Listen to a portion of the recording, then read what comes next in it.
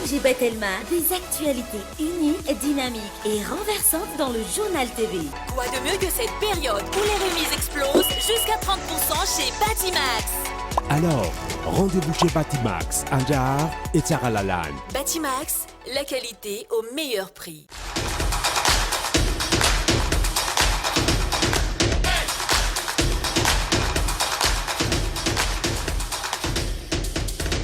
Vous présente Nivava.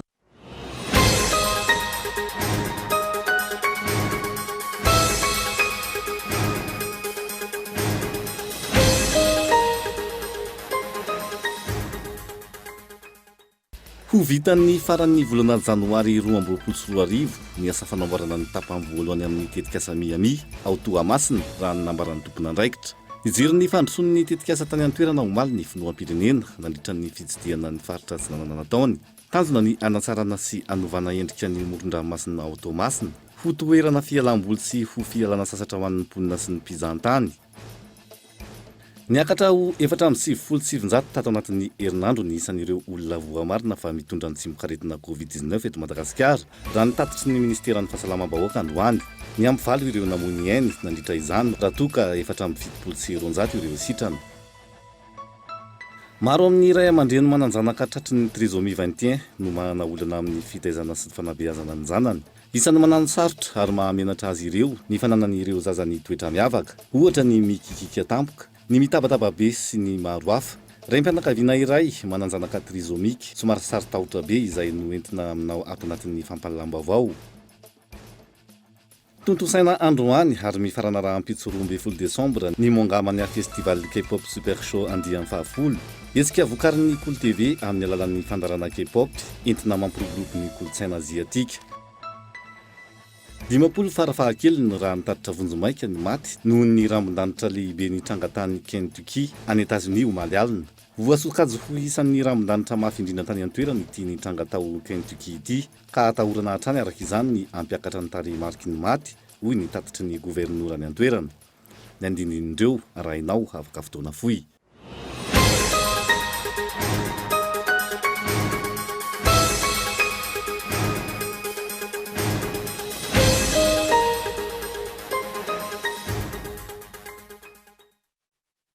Manatitra ny araba tomboko lasy sy tomboko vavy tonga soa indray atao anatin'ny fotoanany fampahalalam-baovao amin'ity alina ity. Asaiko hampanajana ianao hanaraka ny atsipriany hatramin'ny farany. Anokafana izany mbola lavitra ny ady amin'ny kolikoly eto Madagasikara raha ny laharana maneran-tany no jerena. Hatramin'ny sehatra ambany indrindra ka hatramin'ny sehatra ambony saika ahitana izany avokoa.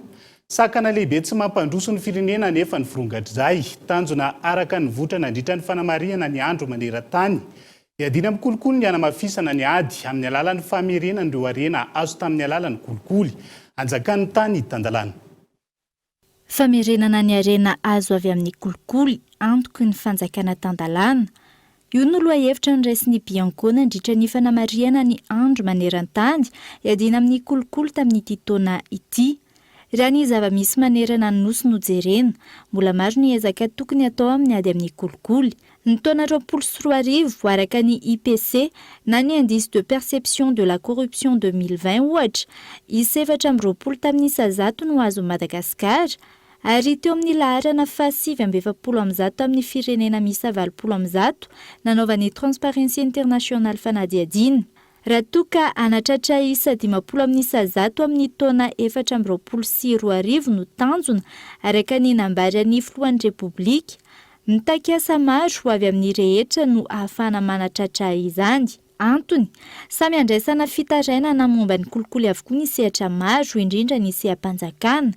Raha ny fanadihadiana mikasika ny kolikoly nataon'ny Transparency International eto Madagasikara hatrany no jerena, isan'ny mahazo vahana ny kolikoly eo amin'ny sehatry ny fahasalamana araka ny fitaovana andrefesana ny hevitra sy ny fahatsapany olom-pirenena mikasika ny kolikoly amin'ny sehatry ny fahasalamana antoto-saina. Olona iray amin'ny olona efatra no natsapa fa matetika misy kolikoly eny amin'ny toeram-pizaha-pahasalamana sy fitsaboana eto amin'ny nosy. Ankoatra izay, azahoana fitarainana maro ihany koa ny fikirakirana taratasy eny amin'ny birao-panjakana samihafa, ny eny amin'ny fitsarana sy ny maro hafa. Tsy afaka mandroso anefa ny firenena raha toa ka manjaka ny kolikoly.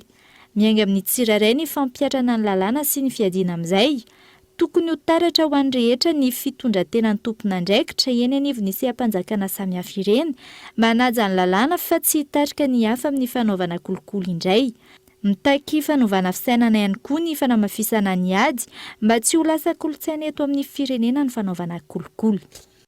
Mbola lavitrezaka arakiny matoan-datsoratra miantarandriana iny ny ady amin'ny kolokolo eto Madagasikara tsy ny sampandrara sy ny sehatra natokana hanamafy ny ady amin'izay ihany no tokony iroso amin'ny fanohizana ny ady fa ilaina ihany koa ny fandraisana andraikitry ny olom-pirenena indrindra amin'ny fitorohana ny trangana kolokolo eny anivon'ny fiarahamonina.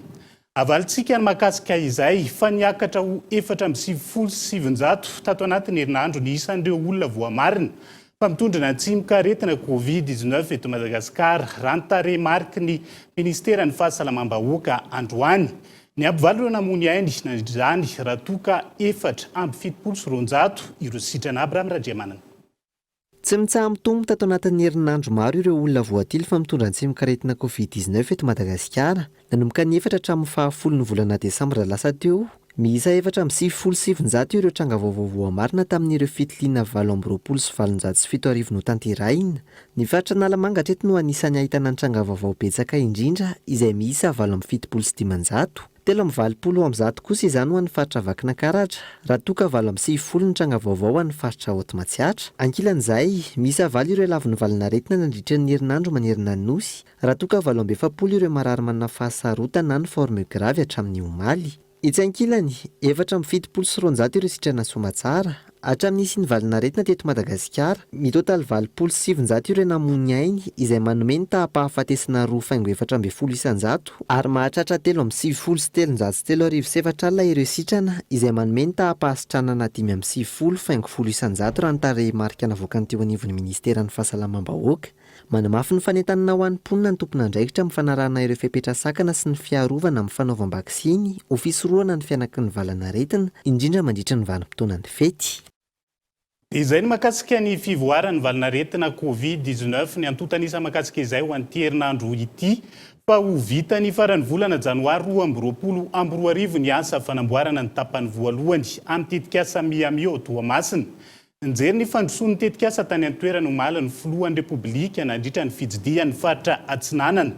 Tanjona ny anatsarana sy hanovana endrika ny moron-dranomasina ao Toamasina ho toerana fialamboly sy ho fialana sasatra ho an'ny mponina sy ny mpizahan-tany.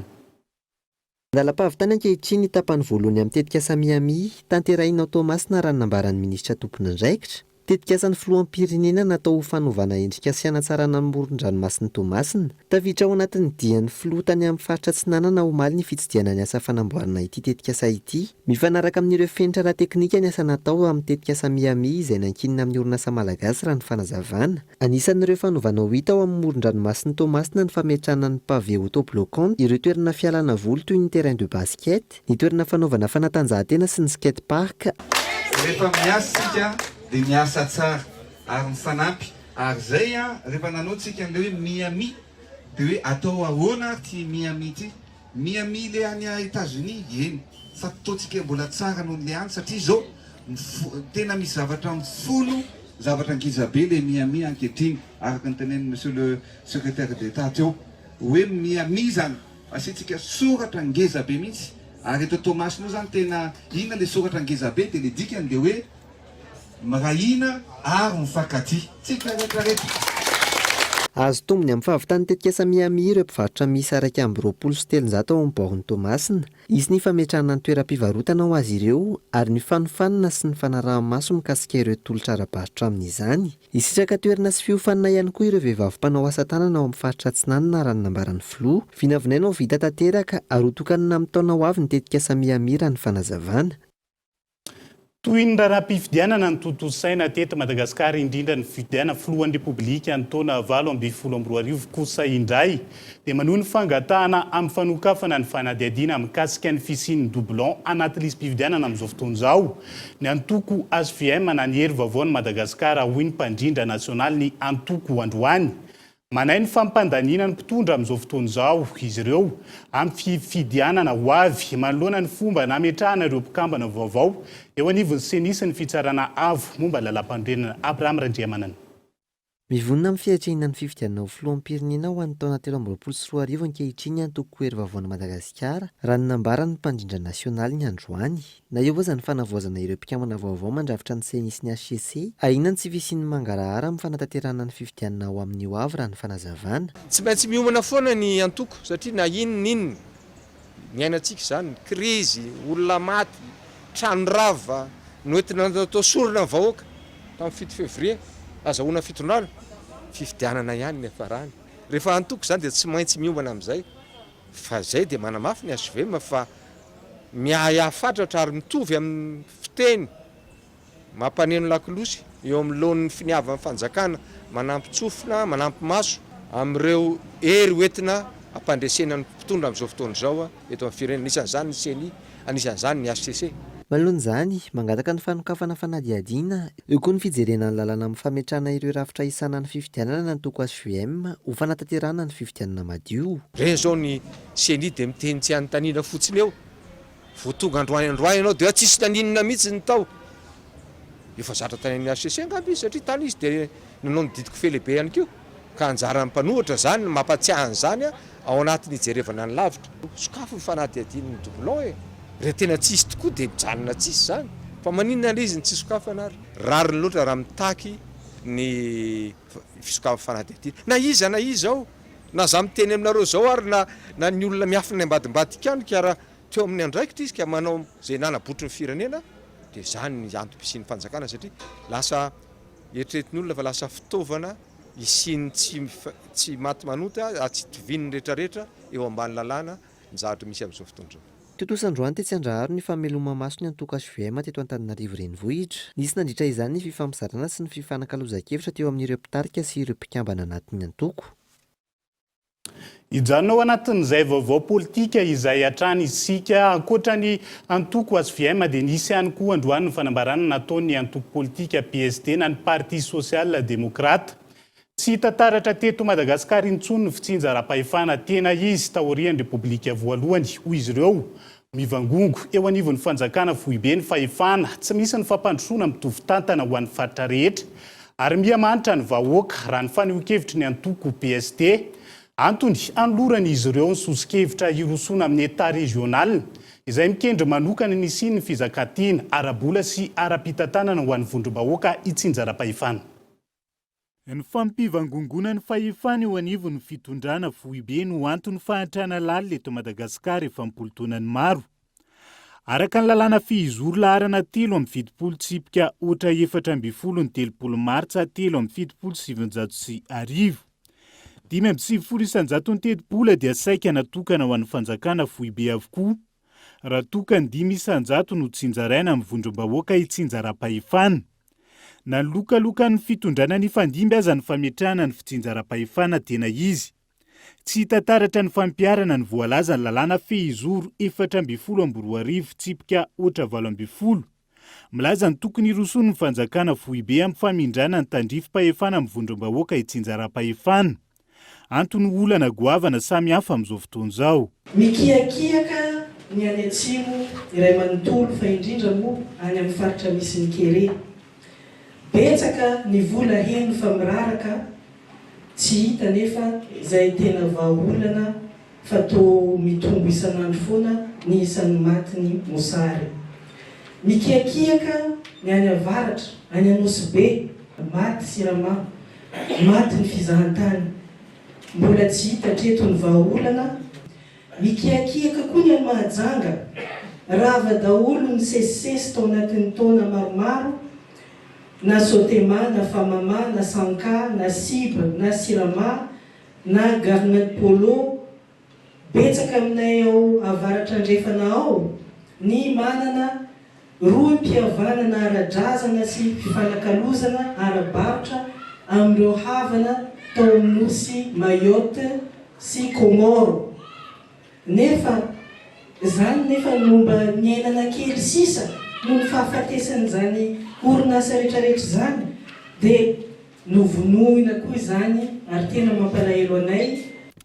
Tsy hisy ny fandrosoana eto Madagasikara raha mbola mivangongo eto Antananarivo ny fahefana araka ny fanehoan-kevitra hatrany. raha ny soso-kevitra netiny antoko PSD sy ny Gasmi nandritra ny valandresaka ho an'ny mpanao gazety androany. Tokony hijanona ho an'ny faritra ny 5 isanjato ny vola miditra ao aminy, ary ampiasain'ny olom-boafidy ao an-toerana amin'ny asa fampandrosoana. Ny 5 isanjato ambiny no makany amin'ny fanjakana Foibe, ampiasain'ny governemanta sy ny maro hafa. Isan'ny ahafahana miroso amin'izay ny fametrahana ny état régional hoy ny fanazavana. Io état régional io zany dia entre ny état fédéral izy io sady état unitaire. Satria ny filoham-pirenenantsika zany eto Madagasikara zany tsy magnaja ny lalam-panorenana, dia io avantage ny état régional io zany mitovy amin'ny andraikitra ny filoham-pirenena amin'ny état fédéral izy io. Zany hoe diplomatie extérieure ny azy, sécurité publique ary monnaie. Fa ny fahefana rehetra dia any amin'ny région. Ny avantage izy io zany état unitaire izy io.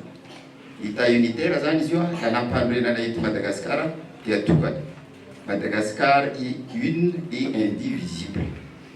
Ka amin'izao problème antsika isaky ifidy filoham-pirenena izao dia ity no mora, satria ny filoham-pirenena dia fidina grands électeurs.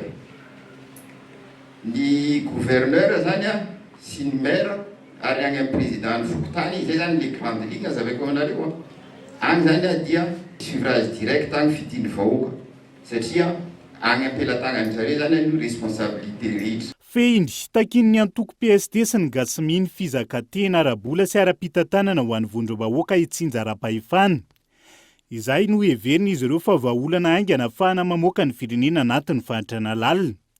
Androany no tontosa tetsy anoso ny valandresaka ho an'ny mpanao gazety. No tanterahan'izy ireo mahakasika izay, izy ireo izay miantso ny antoko politika sy ny fikambanana. Resy lahatra amin'ny foto-kevitra anatevin-darana ny PSD sy ny Gasmi. Samy manana ny fomba fijeriny sy ny foto-kevitra tohanany mahakasika izay fitsinja ara-pahefana tena izay moa ny antoko politika samy hafa eto Madagasikara amin'izao fotoana izao. Fa raha ho an'ny antoko PSD manokana moa zany dia mahakasika an'izay fametrahana ny état régional izay ny hitan'izy ireo fa vahaolana ho an'ny firenena. Fa ho tontosaina amin'ny 14 Desambra ho avy izao, eny amin'ny kianja Mahamasina ny fihaonana mivantana mpitantana ny tetikasa teleférika. Azo hatrehina ary afaka mandray anjara amin'ny fakakevitra ny rehetra raha ny fanazavana. Aorian'ny fotoana isy ny fandinihan'ireo komite teknika ireo fanamariana rehetra voaray. Anatin'ny dingana fankakevitra amin'ny vahoaka amin'izao fotoana izao ny fanatosana ny tetikasa teleférika. Ankoatra ny fankakevitra ny fotony na eny anivon'ny boriboritany misy 5 voakasiky ny tetikasa, isy ihany koa amin'ny 17 Desambra 2024 izao ny fankakevitra mivantana amin'ny mpitantana ny tetikasa teleférika izay azo hatreny rehetra. Dia misy ilay antsoina hoe fihaonana mivantana amin'ny mpitantana tetikasa, consultation publique iny zany, tonga dia hoe ho avy ny fotoana misy toerana anankiray ampihaonana izay olona manana etaeta hiresaka mivantana amin'ny mpitantana tetikasa. Dia ho avy eo ny mpitantana tetikasa amin'ny fotoana io dia asaina daholo koa ny olona rehetrarehetra izay voniny izay afaka natrika amin'ny fotoana io ho avy ao amin'ny io fakakevitra mivantana io dia ho tanterahana ao amin'ny kianja amin'ny tafon'ny Mahamasina amin'ny 14 ny volana Desambra ho avy izao amin'ny 7 ora maraina. Tanana zany izay olona maniry mihaona mivantana na miresaka mivantana mpitondra tetikasa, mpitantana tetikasa ho avy anatrika ny fotoana ao Mahamasina io amin'ny 14 ny volana Desambra io, fa ho avy ao tazanareo ao mpitondra tetikasa amin'ny fotoana io ahafahana mametraka fanontaniana mivantana amin'ny zareo. Ho raisina tsirairay avokoa ny fanamariana rehetra voaray mikasika ity tetikasa ity, aorian'ny dingana fakana ny hevitry ny vahoaka io. Miankina amin'izay ny amohan'ny CTE na ny comité technique d'évaluation ireo teboka mila vaozina na fanamariana mikasika ny fanatotosana ny tetikasa. Mba tena ho afantaka daholo ny olon-drehetra, izay moa zany tena tanjona tena irina aminazy ity hoe amin'ny fotoana fisokafan'ny takakevitra sy ny fanehoan-kevitra, satria manandanja loatra ny hevitry ny vahoaka mahakasika ny tetikasa. Dia mbola miezaka foana no aneo miara-miasa indray koa no aneo amin'ny zareo anivon'ny société civile mampafantatra ny fotony rehetra eny zany hoe ohatry ny ahoana ny fomba ahafahany olona tsirairay avy maneho ny heviny tanjona ao anatin'ny fanehonkevitra dia mba ho tonga ety anivonao any eo ilay hevitra. Ny zavatra manan-danja amin'izay zany inona le canaux zay tena tiako tsindriana angambany hoe aiza le ahafahan'ny olona miteny sy maneho ny heviny dia tonga aty ilay hevitra fa ilay hevitra tonga aty aminay hodinian'ny comité teknika ny tanjontsika rehetra zany mba ho tonga le hevitra olona aty fa raha maneho hevitra ny olona mipiaramonina aminy any tsy tonga aty dia lasa miteraka izy samizy ao ihany tsy mahazo an'le valiteny marina mikasika an'le fanontaniana ananana izy. Tsy aivona nanomboka ny 7 ny volana desambra lasa teo ary farana ny 8 ny volana desambra 2024 ny fakakevitra teny amin'ny fokotany maro voakasiky ny fanamboarana ny teleferika. Isan'izany ny ao amin'ny boriboritany voalohany toy ny fokotany Ambatonakanga, Ambotsiroitra, Ambatovinaky, Ambodifilao, Soarano 2S, Amparibe avaratra Mahamasina, Antany Malalaka Analakely. Ao amin'ny boriboritany faharoa, fokotany Andafavaratra, Manjakamiadana, Ampamantanana, Ankazotokana ambony, Faliarivo, Ambatoroka, Ampasanimalo, Tsiadana. Boriboritany fahatelo, Antanimena, Ankorondrano Atsinanana, Andranomahery. Boriboritany fahaefatra, Tsimialonjafy, Mahamasina Atsimo, Ambanina Pamarinana ary ny boriboritany fahadimy, Alariby, Ivandry, Analamahintsy Cité, Analamahintsy Tanàna, Ambodivoanjo ary Ambatobe. Dia izay ny makasika an'iny tetika asa teleferika iny fa hotaterina eto amin'ny fampahalalam-baovao hatrany any makasika ny fehi-kevitra mivoaka mandritra ny fakakevitra ny 14 ny volana desambra io sy ny fantaniana maro samihafa manidikitika ny mpanara-baovao mandidina n'iny tetika asa teleferika iny. Fa foana tamin'ny ora farany fetiny nokarakarain'ny Cool TV FM ho an'ny vahoaka ny Toliara. Izay nokasaina atao rapitso fa 12 ny volana desambra fampitsarana ny hetsika noho ny fanambarana nataon'ny OMC Atsimo Andrefana Cool TV Toliara. Tsy azo atao ny avy eo anivon'ny OMC Atsimo Andrefana ny mamory vahoaka na ny fidinana eny an-dalambe na inona ny endrika izany atao anatin'ny faritra Atsimo Andrefana mba hitandrovana ny filaminana sy ny mety sy ny korontana amin'ny endriny maro raha araka ny fanambarana nataon'izy ireo io hatrany no antony io fanapahan-kevitra no raisina io ary eo ihany koa ny lafiny ara-pahasalamana. Ampahatsiahivina ny voalazany didy mandalana fa tsy azo atao ny manao fihetseketsehana an-dalambe sy nahazona alalana mazava. Araka ny tapaka tandroany, tapaka ny OMC élargi ny fangatahana zay hamory vahoaka noho ny antony maro samy hafa dia tsy azo atao izany satria miteraka tsy filaminana, miteraka fikorontanana indrindra amin'izao fotoana zay ataoko hoe misy trangana sy fahasalamana ato anatin'ny prefecture-ny Toliara. Raha tsy ahivina nefa dia ny alakamisy lasa teo no tonga teto atapy-tanànan'ny Toliara ny filoha teo aloha Marika Ravalomanana no tsenaina avy eny amin'ny serana mpiara-manidina ny Toliara ary nanao diabe ny araka tamin'ireo mpanohana azy. Mbola mikasahany amory vahoaka ihany koa izy sy ireo mpanohana azy ny rampitso alahady. Voatery no foanan'ny OMC kosa ny fahazoan-dalana ho an'ny fety izay nokarakarain'ny Cool TV FM ho an'ny vahoaka ny Toliara izay ho tontosaina ny rampitso alahady fa 12 ny volana desambra 2024 izay saika atao ao amin'ny Jardin de la Mer miaraka amin'ireo mpanakanto Ariane Joy sy Kaka Joy ary ireo vahiny maro samihafa. Manoloana izany dia maneho ny fialantsiny izay avy eto amin'ny Cool TV FM ary manome fotoana ho antsika rehetra amin'ny fotoana izay mahamety azy. Fa hotaterina eto amin'ny fampahalalam-baovao hatrany moa ny fivoaran'izay fety ho karakarain'ny Cool TV atao any Toliara izay arakaraka ny toedrarà any an-toerana. Dia iny ihany koa no entintsika misentokely ao anaty dokam-barotra ao arian'izay no hanarahanao ny fanadihadiana makasika ny trisomie 21 hitondra raim-pianakaviana sy ny zanany tratran'izay aretina trisomie 21 izay tsika ao anatin'ny fanadihadiana. Ao arian'izay ny maresaka raisam-pirenena mandrafitra vetivety ary.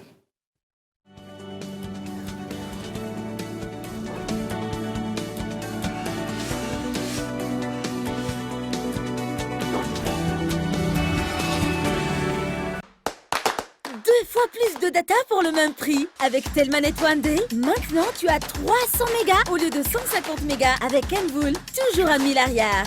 Alors, à ce prix-là, couvre-toi de data. Tape le dièse 111 étoile 1 dièse.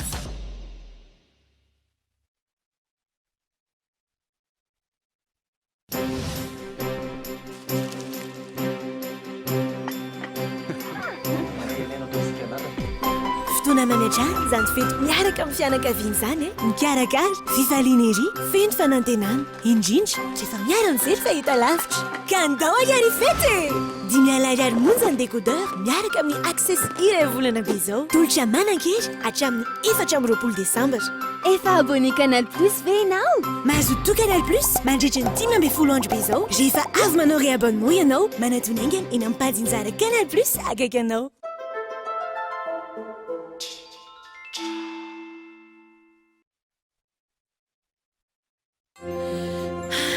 Voilà des idées cadeaux qui changent pour illuminer mon quotidien. Waouh! Plus que celui-ci et tout est au complet. Si seulement... Parce que donner est tout simplement le geste le plus honorable. Des cadeaux surprises vous attendent. Quoi de mieux que cette période où les remises explosent jusqu'à 30% chez Batimax.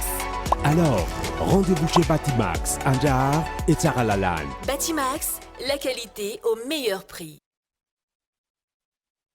Ny ministère mendraikitra ny tontolo iainana delegeny boriboritany voakasika ny ONE komite teknika mpanao ny fanombana raha tontolo iainana dia manentana antsika vahoaka ny hevitra momba ny tetikasa teleferika any Antananarivo amin'ny registre natokana ho amin'izany 7 Desambra hatramin'ny 9 Desambra 2024 ao amin'ny biraon'ny ONE Analakely. Biraon'ny boriboritany voalohany fokotany Ambatonakanga, Ambotsirohatra, Ambatovinaky, Ambotofilao, Soarany 2S, Amparibe avaratra Mamasina, Tany Malalaka Analakely. Boriboritany faharoa fokotany Andafy avaratra, Manjakamiadana, Ampamatanana, Akasitokana ambony, Faly Arivo, Ambatoroka, Ampasanimalo, Tsiadana. Boriboritany fahatelo fokotany Antanimena, Akorondrano Atsinanana, Andranomahery. Boriboritany fahaefatra fokotany Tsimialonjafy, Amasina Atsimo, Ambanina Pahamarinana. Boriboritany fahadimy fokotany Alarby, Ivandry, Analamaitsite, Analamaitsytanàna, Ambodivoanjo, Ambatobe. Andray anjara amin'ny fivoriana fakakevitra izay atao ny talata 4 Desambra 2024 amin'ny 7 ora mikanja amin'ny tafo Mamasina. Tongava maro, zava-dehibe ny hevitrao.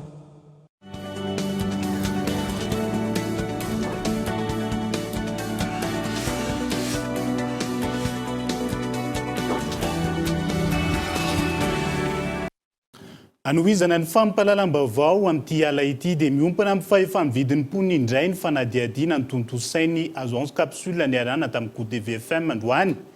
Ny antraika mivantana tamin'ny fahefamividin'ny mponina ny fisiany vanaretina raha ny fanadihadiana natao. Manoloana ny fiakaran'ny vidim-piainana nanambarany anony hetsika fanaina ny tompon'andraikitra ny mpiaro ny zomimpanjifa Abraham Radriamanana. Ny enatsa ny tombo ny fahefamividiny anananao nandritra ny taona 2024. Io ny fanontaniana napetraka ny Agence Capsule niarahana tamin'ny Kolo TV tamin'ny olo-pirenena miisa 700 teto Antananarivo renivohitra. 12 taona mihoatra ny faha 7 sy ny faha 12 ny volana Novambra lasa teo. Raha ny valin'ny fanadihadiana, 7 amin'ireo folona anontaniana nanambara fa nitotongana ny fahefamividina ananany nandritra ny volana maro. Tamin'ity taona ity, isan'ny anton'izany ny fiantraikan'ny valinaretina teo amin'ny ara-toe-karena. Ho an'ny 12 hatramin'ny 14 taona, ny tsy fisian'ny asa no antony nahatonga ny fiainan'ny fahefamividy. Etsy ankilany, enina isanjaton'ireo nanontaniana nanambara fa nitombo ny fahefamividy ananan'izy ireo. Nandritra ireo 12 volana tamin'ity taon'ity noho ny fiainan'ny fandaniana sy ny firoborobon'ny asa nandritra ny fianaky ny valanaretina. Ankoatr'izay, tao aorian'ny tsy fahataterahan'ny fidinana an-dalambe ny tanterahin'ny mpiaro-ny zon'ny mpanjifa tetsy amin'ny kianjan'ny 13 Mey omaly. Namoaka fanambarana androany izy ireo ny amin'ny atohizan'ny hetsika fanairina ny tompon'andraikitra manoloana ny fiakaran'ny vidim-piainana misy ankehitriny.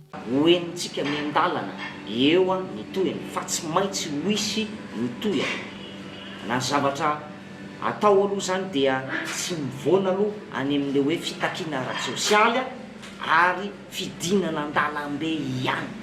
Ny zavatra marianay eto ary ataonay antsoavo orentany renindranitra dia ny hoe mba azaka sakatsakanana retopoko ny mpanjifa malagasy satria efa sepitra izy ka raha mbola okendaitsika izy okendainareo izy dia faty. Tsy aivina, tsy nisy ny fahazondalina amin'ny fanatanterahana ny hetsika omaly tetsy Analakely antony fidinany mpitandro ny filaminana teny an-toerana ho fisorohana ny fisian'ny fanakorontanana. Efa saika sepitra manoloana izay vidanga ny vidim-piainana izay avokoa moa ny malagasy rehetra amin'izao fotoana izao tsy ny entana fampiasa amin'ny fiainana andavanandro samirery fa mampikakaikany maro avokoa hatramin'ny fitaovana fananganana foto-drafitrasa sy ny maro hafa ka andrasana ny fiantraikan'izay fanamafisana ny hetsika fanairana ho ataon'ny mpiaro ny zo ny mpanjifa sy ny ministera tompon'andraikitra ao anatin'izay. Fa maro amin'ny ray aman-dreny mananjanaka tratra ny trisomie 21 no manana olana amin'ny fitazana sy fanabeazana ny zanany isany manano sarotra ary mampenatra azy ireo ny fananan'ireo zaza toetra miavaka ohatra ny kikika tampoka ny mitabataba be sy ny maro hafa ray mpianakaviana iray mananjanaka trisomika somary sarotahotra be izay no entina aminao ao anatin'ity fanadiadiana manaraka ity. Izy norandria manantiana Jean Rainy Safidy, folo taona tratry ny trisomie 21.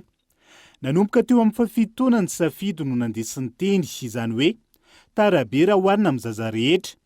Nananano sarotra aza ny fitazana noho izany nitako fandraisana andraikitra sy fotoana betsaka. Nataony ampifaliana sy ampitiavana trano ny fotoana ny fampizarana hoy ny fanazavana. Safidy raha teo tsy isan'ny zaza trisomika manana toetra miavaka maherisetra. Manahirana ny ankamaroany ny ray aman-dreny.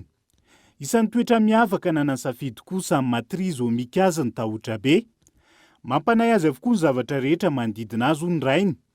Toy izao ohatra ny mahazo azy eo amin'ny mpilalalaovana indrindra ho an'ny karazan-dalao toy itony. Izy sarotahotra dia raha misy zavatra meno eny an-tanana dia asiamenanao foana zany hoe ataorany anjery eny na ataorany aty papa fa simba na andeo amin'izy dia efa mataora izy raha tsy ampiana. Dia manarana mikaraka azy keo tsy mety alana oa tsy mety etezana fa tena sahirana mihitsy fa fanafody izy raha sanatry marary dia mihinana izy. Lefa ny tonga. Alefa ny tonga. Alefa ny ilany. Miakatra. Lefa. Alefa. Alefa. Alefa.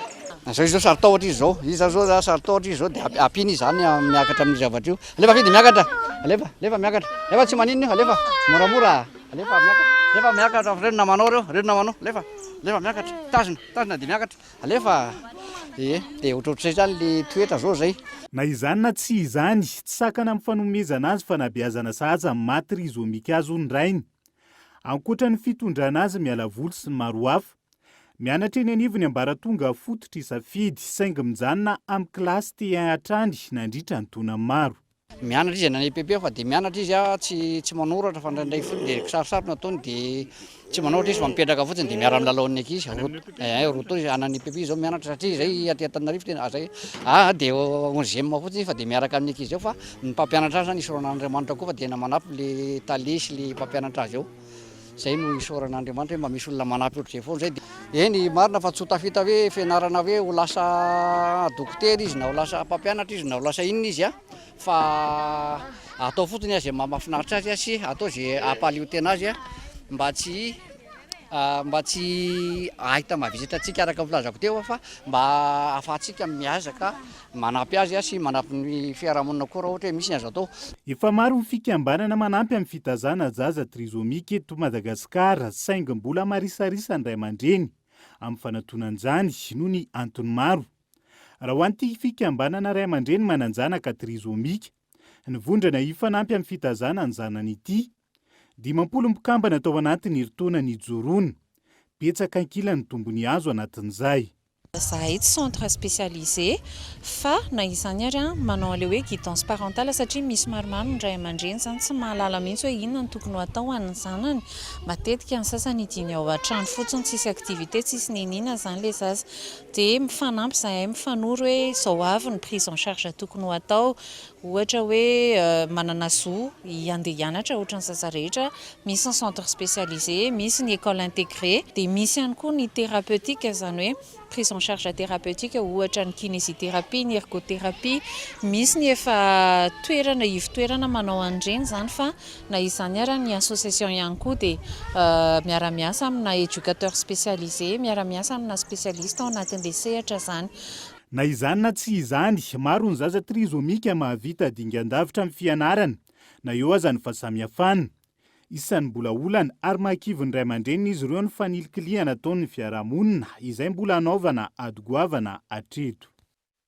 Izay mahakasika ny fiaim-piainan'ny rainy sy safidy izay zaza trizomika 10 taona nanaiky ny fampiresaka tamin'ny mpanao gazetiny Kotebe fa tsy ny zaza trizomika ihany fa isan'ny mily izay fiaraha-mientana sy fahatsapatenany tsirairay mba tsy isiany fanilikiliana izay ihany koa ireo olona manana fahasembanana amin'ny endriny maro.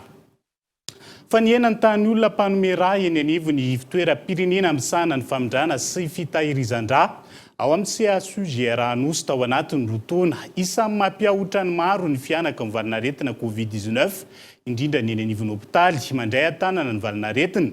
Mavitrika ary manampy betsaka amin'ny fanomezan-dra eny an-toerana araka izany ny sampan-draharaha sy fikambanana isan-tsokajiny. 5,3 alina ny kitapon-dra ilaina manerana ny Madagasikara isan-taona. Manodidina ny 2 alina amin'izay ho an'Antananarivo. Ankoatran'ny mpanomera an-tsitrapo, olona manolo ny kitapon-dra nampiasain'ny avany. Tody tsy fahasalamana ka mila raha maika no miantoka ny tahirin-dra. Raha ny eny anivon'ny ivon-toerana misahana ny famindrana sy ny fitahirizan-dra eny Anosy. Noho ny tahotra amin'ny fianaky ny Covid-19, ny enany tahan'izy ireo tao anatin'ny 2 taona.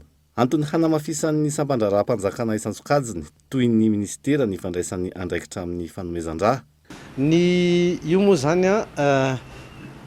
iaraha malala fa mitody fahisara anana foana matetika ny marary rehefa tonga any amin'ny hopitaly rehefa mitady rà. Dia izay no isan'ny mahatonga ny équipe volontariat ny ministeran'ny économie et finance zany nanapa-kevitra efa tany aloha fa mbola tohizana hatramin'izao ary mbola miezaka zany zay manao zay tratra ahafahana manome an'io raha io. Isan'ny manampy amin'ny fanomezan-dra ihany koa raha ny eny anivon'ny ivon-toeram-pirenena misahana ny famindrana sy ny fitahirizan-dra eny Anosy, ny fikambanana tsy miankina isan-tsokajiny raha ny eto andrenivohitra. Izy ireo izay manentana tran'ny olom-pirenena handray anjara ho fanampiana ny mpiarabelona. Marina fa hoe io ny aretina Covid kanefa tsy tokony anakana zany zay ho an'ny olona zay salama vatana mahafeno tsara ny fepetra afaka mamera erotsaka tikatra mitony toerany tony satria ilaitsika zany tena ilaina ka manetana zany ny vahoaka malagasy rehetrrehetra hiditra amin'izay fanomezana raha zany sady fanomezana raha manko fanomezana aina. Raha ohatra tsika mamera dia fa manome mamonjy aina olona anankiray na maromaro zany. Dia manetana antsika rehetrrehetra zany mba hanome raha ho an'ny malagasy mpiraitan-drazana antsika. Ho an'ny ivon-toerana fanomezan-dra eny anivon'ny CSUGR hatrany, ny sampan-draharaha misy ao amin'ny hopitaly no mandany antsasamanilan'ny raha eny an-toerana. Isan'ny mila raha betsaka amin'izany ny sampan-draharaha mandray an-tana ny zaza sy ny vonjy aina. Ny ambiny, izany hoe ny antsasamanila no zaraina amin'ny tobim-pahasalamana manerana an'Antananarivo.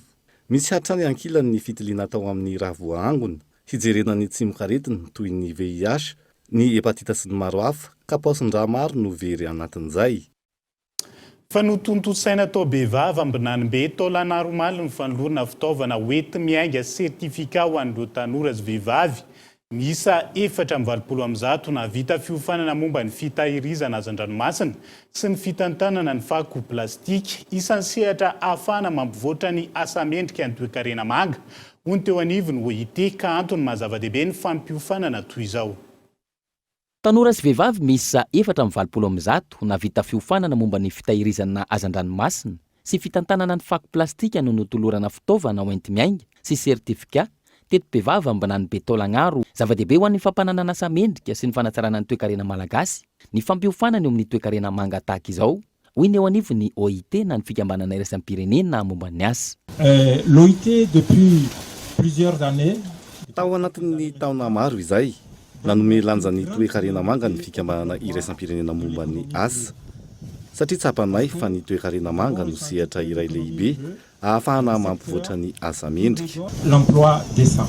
Tafiditra anatin'ny politika ankapobeny ny fanjakana ny fampiroboroboana ny toe-karena manga sy ny fanomezana asa mendrika ny vahoaka. Raha tonga tamin'ny zao fitondrana zao Andriamatoa Republika dia napetraka mazava tsara ao anatin'ny vinan zany fa tsy maintsy ataotsika hitandraka ny arena an-dranomasitsika mba anasoavana vahoaka malagasy, anasoavana ny ponina misy amin'ity nositsika malalatsika ty ho amin'izay lalana tondratsika fampandrosoana.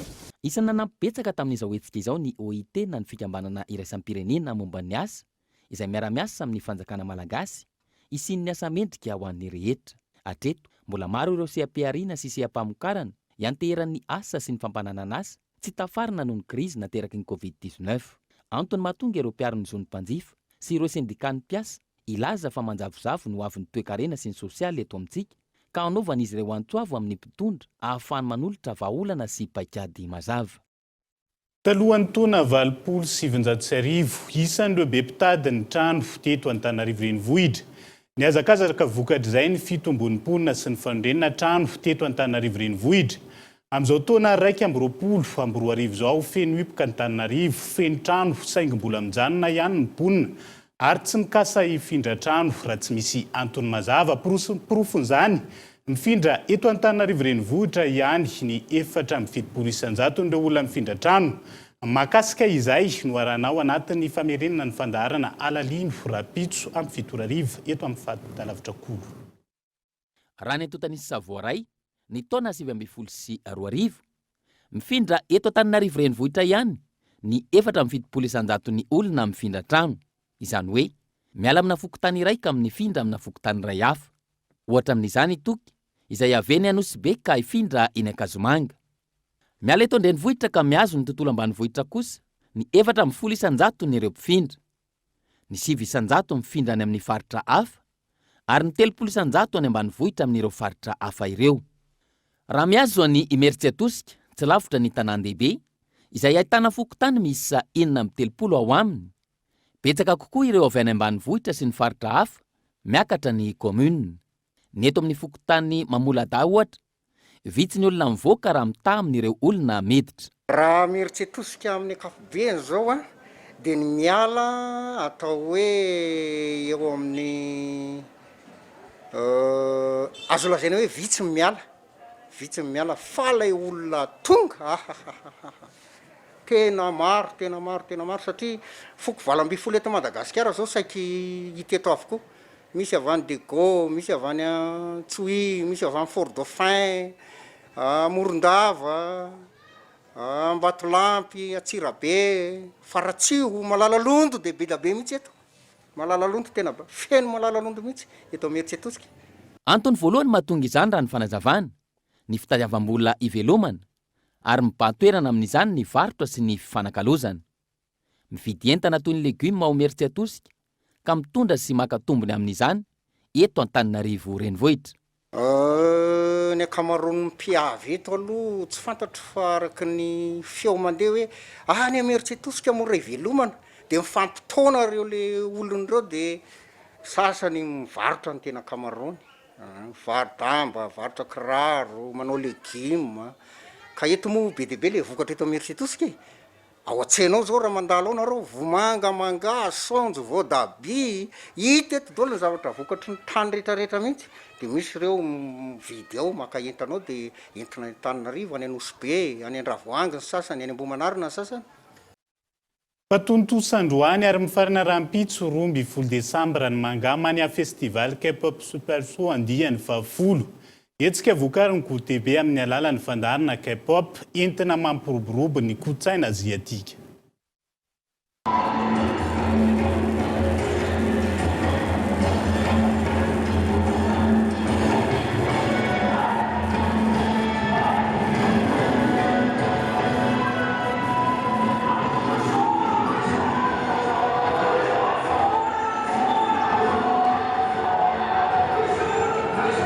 Miditra amin'ny andiany 10 ny mangamany festival K-pop Super Show etsika izay vokariny kolotv amin'ny alalan'ny fandaharana K-pop entina mampiroborobo ny kolotsaina aziatika. Ny festival moa zany dia événement ahitana ny culture asiatique amin'ny ankapobeny, izany hoe ao ny Japon, ao ny Korea, dia ao ihany koa ny Chine. Fa tamin'ity taona ity zany no mibahana kokoa zany ny Korea sy ny Japon.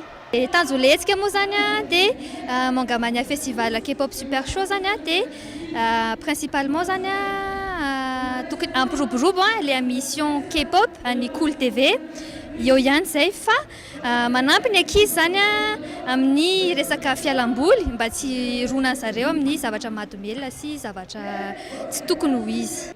Nanokatra ny hetsika tamin'ny fomba ofisialy tamin'ny alalan'ny vidéoconférence ny masehovoan'ny Japon.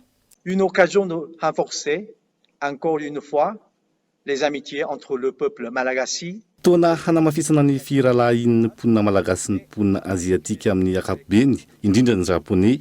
Andao ankafizina ny roa andro n'ity mangamany ity ary andao ifankaty n'aiza misy antsika na avy aiza ny fianakaviantsika. Soyez unis pour le sortir vainqueur de cette épreuve de la COVID-19.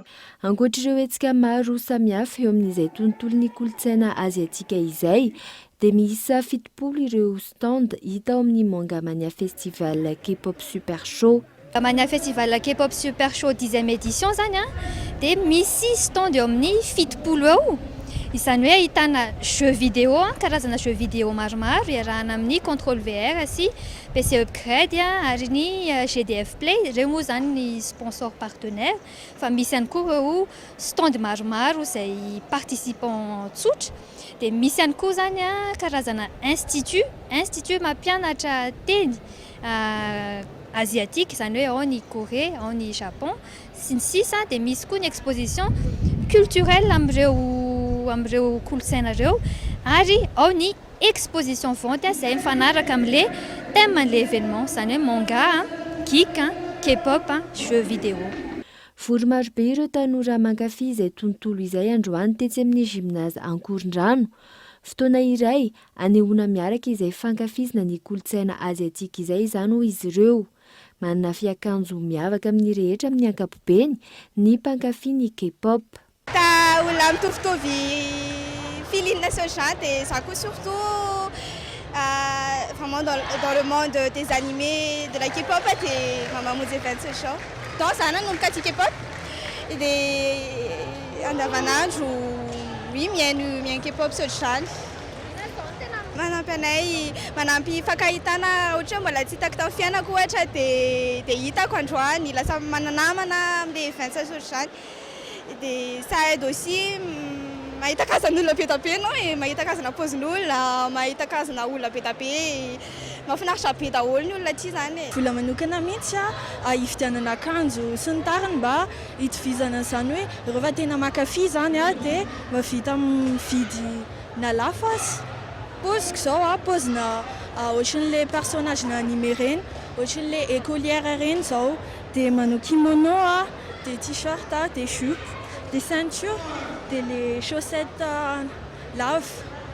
Ahita namana ohatra dia miaina ny passion satria tsara mahafinaritra be.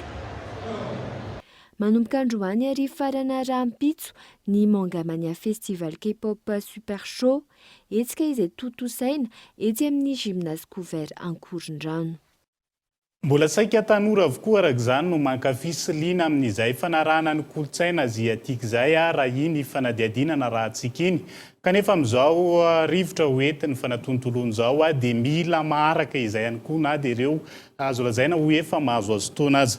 Izay ihany koa no hoentsika miampita maresaka iraisan'ny pirenena 50 farafahakeliny raha nitatitra vonjomaika ny maty noho ny rambon-danitra lehibe nitranga tany Kentucky any Etazonia ho malialina. Voasokajy ho isan'ny rambon-danitra mafy indrindra tany an-toerany ity nitranga atao Kentucky ity ka atahorana hatrany araka izany ny hampiakatra ny tarehimarika ny maty ho nitatitra ny governora any an-toerana.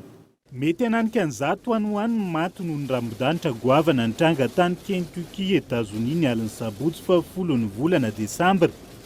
Raha ny tarehimarika vonjomaika voarainy governora avy any an-toerana. Efa mananika ny 50 farafahakeliny voamarina fa maty hatreto. Isan'ny rambon-danitra mahery vaika nitranga tany Etazonia tao anatin'ny taona maro tian'izao tany Kentucky ity. Manodidina ny 50 kilometatra ny velaran-tany nolalovany teo anelanelany Arkansas, Missouri, Tennessee sy Kentucky. Izany hoe saika ireo firenena efatra ny afovoan'ny Etazonia avokoa. Isan'ny tanàna nahitana fampitihana maro ny Tom Mayfield. Isan'ny tarika fahafatesana maro tamin'izany ny fianjerena tafina orinasa mpamokatra labozia iray. Isan'ny nahitana fahasimbana vokatra izay ihany koa ny lapan'ny fitsarana sy ny fonja any an-toerana. dia izay ihany koa no entina manakatona ny fampahalalam-baovao tamin'ity ala ity ankasitrana ny fanaranao zany hatramin'ny farany. Sampana fampahalalam-baovao dia mamy fotoananao raha mipitso amin'ny ora mahazatra ny tena kosa mametraka ny veloma mandripitafa. Veloma tomboka.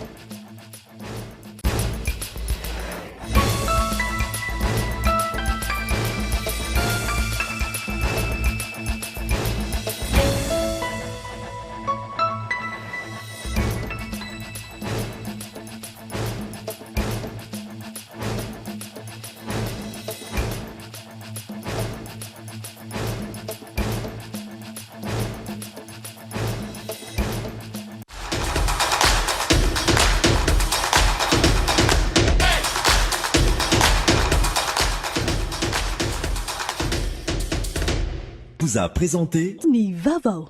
Quoi de mieux que cette période où les remises explosent jusqu'à 30% chez Batimax. Alors, rendez-vous chez Batimax, Anjar et Tsaralalan. Batimax, la qualité au meilleur prix. 5G Batelma, des actualités uniques, dynamiques et renversantes dans le journal TV.